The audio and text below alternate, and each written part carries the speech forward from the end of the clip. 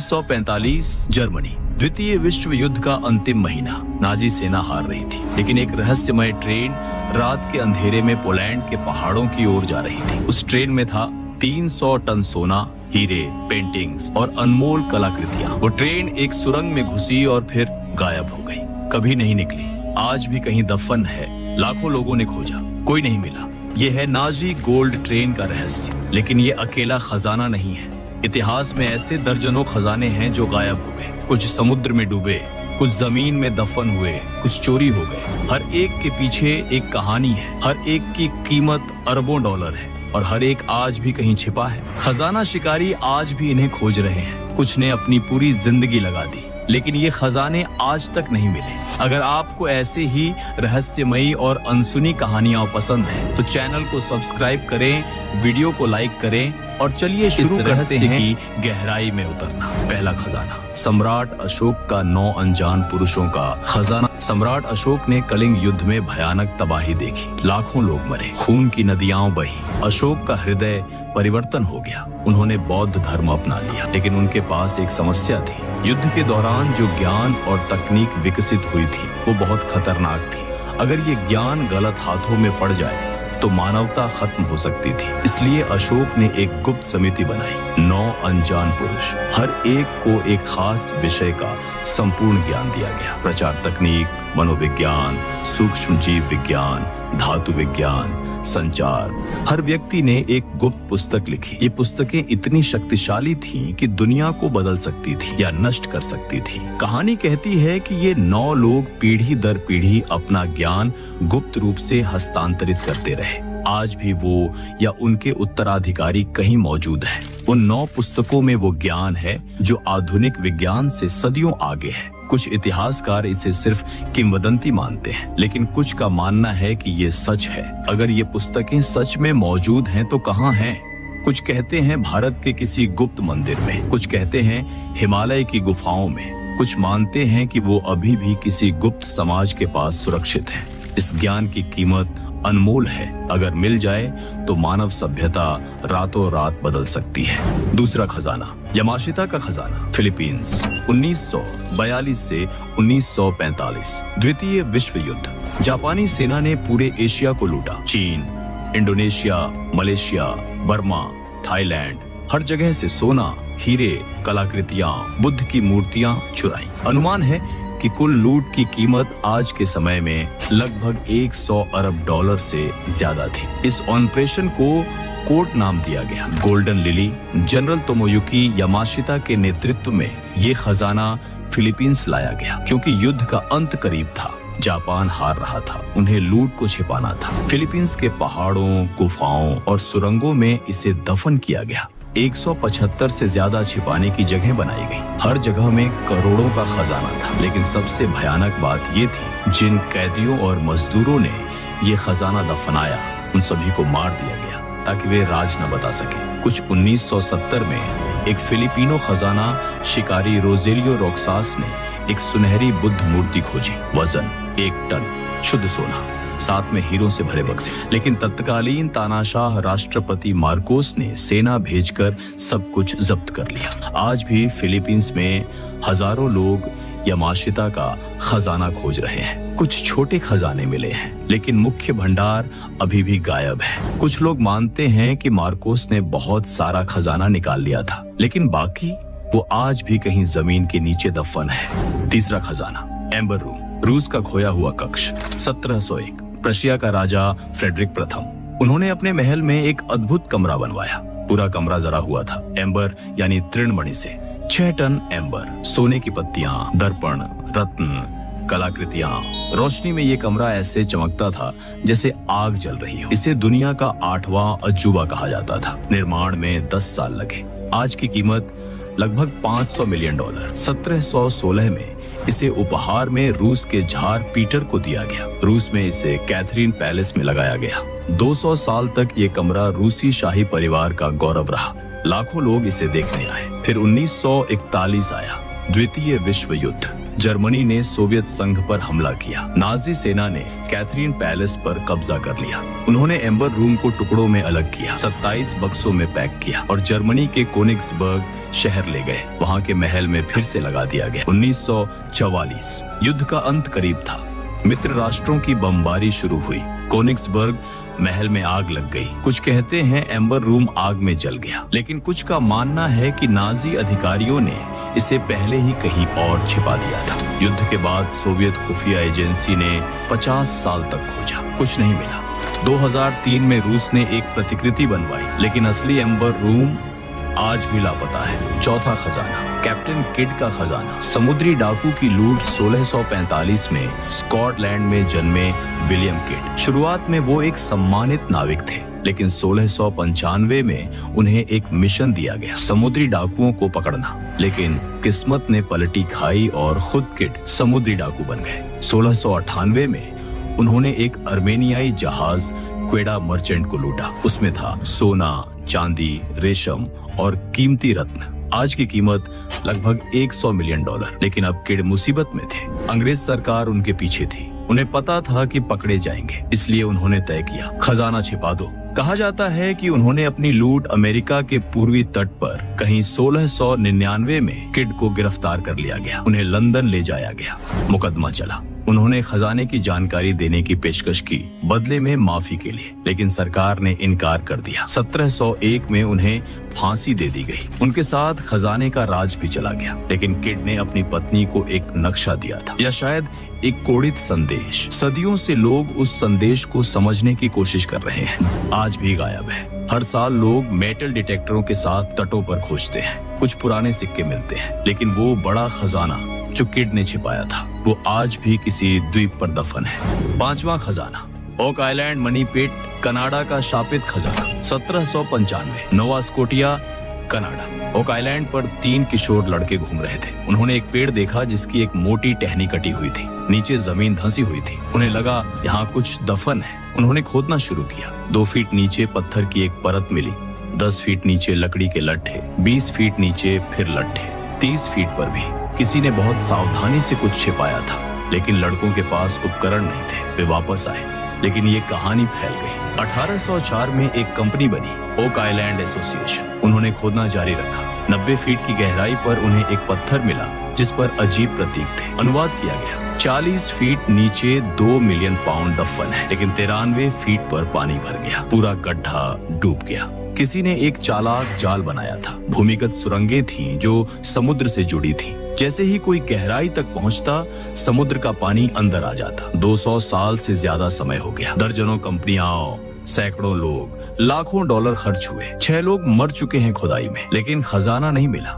हाँ, कुछ अजीब चीजें मिली हैं। पुराना चर्मपत्र, मध्यकालीन सिक्के, लकड़ी के टुकड़े जो 1500 साल पुराने हैं। छठा खजाना, फॉरेस्ट फेन का खजाना। अमेरिका का आधुनिक रहस्य। ये कहानी पुरानी नहीं है, 2010 की है। फॉरेस्ट फेन नाम के एक करोड़पति कला व्यापारी ने एक अजीब घोषणा की। उन्होंने कहा, मैंने रॉकी पर्वत में कहीं एक खजाने का बक्सा छिपा दिया है। उसमें सोने के सिक्के, रत्न, प्राचीन कलाकृतियां हैं। कुल कीमत लगभग $2 मिलियन।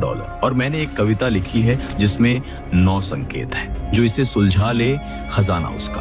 2015 के बाद से हजारों लोग खोजने निकले, लेकिन रॉकी पर्वत विशाल है, हजारों वर्ग मील। कविता के संकेत रहस्यमय थे। गर्म पानी से शुरू करो, घर का भूरा रंग, कोई पैडल नहीं। हर पंक्ति अलग तरह से समझी जा सकती थी। लोगों ने सब कुछ छोड़ दिया, नौकरियां छोड़ी, बचत खर्च की, परिवार तोड़ लिए।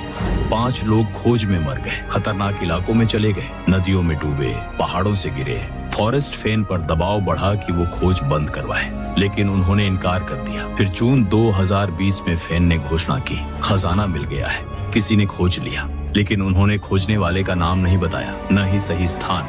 बस इतना कहा, वायोमिंग में था। कविता सही थी। किसी ने संकेतों को सुलझा लिया। सितंबर 2020 में फेन का निधन हो गया। उनके साथ कुछ राज चले गए। बहुत से लोग मानते हैं कि ये सब धोखा था, खजाना कभी था ही नहीं, या शायद फेन ने किसी दोस्त या परिवार के सदस्य को दे दिया, क्योंकि कोई सबूत नहीं मिला। अंतो बक्सा दिखाया गया, न ही खोजने वाले ने कभी सामने आकर बताया। बस एक बयान था, मिल गया। आज भी लोग विवाद करते हैं, क्या सच में मिला या ये सब एक बड़ा मजाक था। 7वां खजाना, पद्मनाभ स्वामी मंदिर का तहखाना बी, भारत केरल का तिरुवनंतपुरम। पद्मनाभ स्वामी मंदिर दुनिया के सबसे अमीर मंदिरों में से एक। सदियों से त्रावणकोर के राजाओं ने यहाँ दान दिया, सोना, हीरे, रत्न, प्राचीन आभूषण। 2011 में सुप्रीम कोर्ट के आदेश पर मंदिर के तहखाने खोले गए। तहखाना ए खोला गया, अंदर 22 अरब डॉलर का खजाना, सोने के सिक्के, हीरों के हार, प्राचीन मुकुट। तहखाना सी, डी, ई, एफ सभी खोले गए, हर एक में अकूत संपत्ति। लेकिन एक तहखाना नहीं खोला गया, तहखाना बी। इसके दरवाजे पर 2 विशाल नागों की आकृति बनी है। कोई ताला नहीं, कोई सांकल नहीं। किसी ने कहा यह नाग बंधन है, एक तांत्रिक मंत्र से सील किया गया है। इसे सिर्फ एक खास मंत्र से ही खोला जा सकता है, जो अब खो गया है। मंदिर के पुजारियों और ज्योतिषियों ने चेतावनी दी, अगर गलत तरीके से खोला गया तो भयानक परिणाम होंगे, श्राप, आपदा, तबाही। कुछ इतिहासकार मानते हैं कि 1930 के दशक में राजा ने इसे खोलने की कोशिश की थी। अंदर से सांपों की भयानक आवाजें आई। राजा घबरा गए और दरवाजा फिर बंद कर दिया। अंदर क्या है? कुछ कहते हैं सोने के भंडार, जो तहखाना ए से भी ज्यादा है। कुछ मानते हैं प्राचीन पांडुलिपियां और रहस्यमय कलाकृतियां। कुछ कहते हैं अकल्पनीय खतरे। 8वां खजाना, अटलांटिस का खोया हुआ शहर। लगभग 2400 साल पहले यूनानी दार्शनिक प्लेटो ने एक रहस्यमय सभ्यता के बारे में लिखा।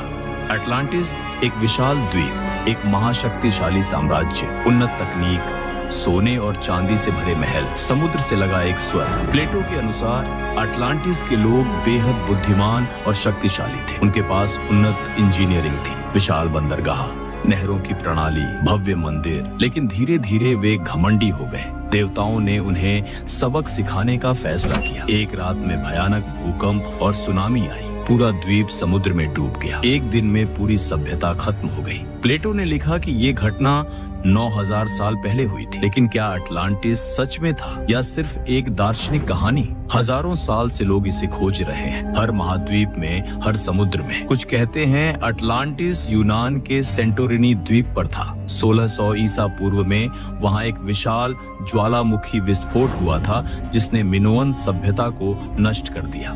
कुछ मानते हैं ये स्पेन के तट पर था, कुछ कहते हैं बहामास में, कुछ का दावा है अंटार्कटिका में। 2011 में एक पुरातत्वविद ने दावा किया कि उसे स्पेन के दक्षिणी तट के पास एक दफन शहर मिला है। सैटेलाइट इमेजरी में कुछ संरचनाएं दिखी, लेकिन जब खुदाई हुई तो कुछ ठोस नहीं मिला। अगर अटलांटिस सच में था और उसमें वो सारा सोना और खजाना था जो प्लेटो ने बताया, तो वो आज भी समुद्र की गहराइयों में दफन है, एक पूरी सभ्यता का खजाना। 9वां खजाना, फ्लोर डे ला मार, इतिहास का सबसे अमीर जहाज 1511, पुर्तगाली नौसेना का जहाज फ्लोर डे ला मार। मलक्का पर हमले के बाद ये जहाज लूट लेकर वापस जा रहा था, लेकिन ये कोई साधारण लूट नहीं थी। इसमें था मलक्का सल्तनत का पूरा खजाना, 60 टन सोना, बहुमूल्य रत्न, हीरे, माणिक, हाथी दांत, रेशम और सबसे कीमती सुल्तान की राजसी दौलत। जहाज भारी था, बहुत ज्यादा वजन था। पुर्तगाली कप्तान अफोंसो डी अल्बुकर्क जानते थे कि यह खतरनाक है, लेकिन लालच ज्यादा था। जहाज रवाना हुआ, लेकिन सुमात्रा के तट के पास भयानक तूफान आया। जहाज लड़खड़ाया, पानी अंदर आने लगा और फिर डूब गया। सैकड़ों लोग मरे और उनके साथ डूब गया इतिहास का शायद सबसे बड़ा खजाना। आज की कीमत में यह खजाना लगभग 2 से 9 अरब डॉलर का हो सकता है। 500 साल से लोग इसे खोज रहे हैं। इंडोनेशिया, मलेशिया, सिंगापुर सभी दावा करते हैं कि जहाज उनके पानी में डूबा है। दर्जनों अभियान हुए, लाखों डॉलर खर्च हुए। कुछ लोग दावा करते हैं कि उन्हें जहाज के अवशेष मिले, लेकिन कभी पुष्टि नहीं हुई। समस्या ये है कि 500 साल में समुद्र की धाराएं चीजों को बहुत दूर ले जा सकती हैं। रेत और कीचड़ ने सब कुछ ढक दिया। जहाज के लकड़ी के हिस्से सड़ गए। सोना और रत्न समुद्र तल में गहराई में दब गए। 2008 में इंडोनेशिया सरकार ने एक बड़ा अभियान शुरू किया। विशेष सोनार उपकरणों से समुद्र तल की स्कैनिंग की गई। कुछ आशाजनक संकेत मिले, लेकिन फिर फंडिंग खत्म हो गई, खोज रुक गई। 2019 में मलेशिया ने अपना अभियान शुरू किया, अभी भी जारी है, लेकिन अभी तक कुछ नहीं मिला। फ्लोर डे ला मार आज भी कहीं समुद्र की गहराइयों में पड़ा है। अरबों का खजाना, इतिहास का एक टुकड़ा, शायद कभी मिल जाए या शायद हमेशा के लिए समुद्र की कब्र में दफन रहे। 10वां खजाना, जॉन डिलिंजर का खजाना। अमेरिकी गैंगस्टर की लूट, 1930 का दशक, अमेरिका में महामंदी का दौर। जॉन डिलिंजर एक बैंक लुटेरा जो रॉबिन हुड की तरह मशहूर हो गया। लोग उसे हीरो मानते थे क्योंकि वो अमीर बैंकों को लूटता था। पुलिस उसे सबसे खतरनाक अपराधी मानती थी। 4 साल में डिलिंजर ने दर्जनों बैंक लूटे। अनुमान है कि उसने कुल $3 लाख लूटे, आज की कीमत में लगभग $7 मिलियन। लेकिन जब 1934 में FBI ने उसे मार गिराया तो उसके पास बहुत कम पैसे मिले। बाकी पैसे कहाँ गए? कुछ लोगों का मानना है कि डिलिंजर ने अपनी लूट विस्कॉन्सिन में किसी जंगल में दफन कर दी थी। उसके परिवार के सदस्यों ने संकेत दिए कि वो अक्सर विस्कॉन्सिन जाता था, कुछ दिन गायब रहता था, शायद खजाना छिपाने के लिए। 1960 के दशक में एक व्यक्ति ने दावा किया कि डिलिंजर के गिरोह का एक सदस्य मरने से पहले उसे एक नक्शा दे गया था। उस नक्शे में विस्कॉन्सिन के एक जंगल में एक जगह का निशान था। उस व्यक्ति ने खुदाई की, कुछ पुराने बक्से मिले, लेकिन वो खाली थे। या तो किसी और ने पहले खजाना निकाल लिया था या नक्शा गलत था। 2009 में हिस्ट्री चैनल ने एक शो बनाया, ब्रैड मेल्टेजर्स डिकोडेड। उन्होंने डिलिंजर के खजाने की खोज की। पुराने दस्तावेजों, पत्रों और गवाहों के बयानों से एक सिद्धांत बनाया कि खजाना शायद इंडियाना में है, लेकिन कुछ मिला नहीं। सच्चाई शायद ये है कि डिलिंजर ने अपना ज्यादातर पैसा खर्च कर दिया। महंगी कारें, महंगे होटल, रिश्वत, हथियार। जो बचा वो शायद उसके साथियों ने बांट लिया। लेकिन अभी भी कुछ लोग मानते हैं कि कहीं ना कहीं कुछ लूट दफन है, किसी पेड़ के नीचे, किसी गुफा में, किसी पुराने खलिहान में, इंतजार कर रहा है कि कोई उसे खोज ले। तो ये थे दुनिया के 10 रहस्यमय खजाने जो आज तक नहीं मिले। कहीं समुद्र की गहराइयों में, कहीं पहाड़ों में, कहीं जंगलों में अरबों डॉलर का खजाना छिपा है। शायद किसी दिन मिल जाए या शायद हमेशा के लिए रहस्य ही रहे। मिलते हैं अगले रहस्य।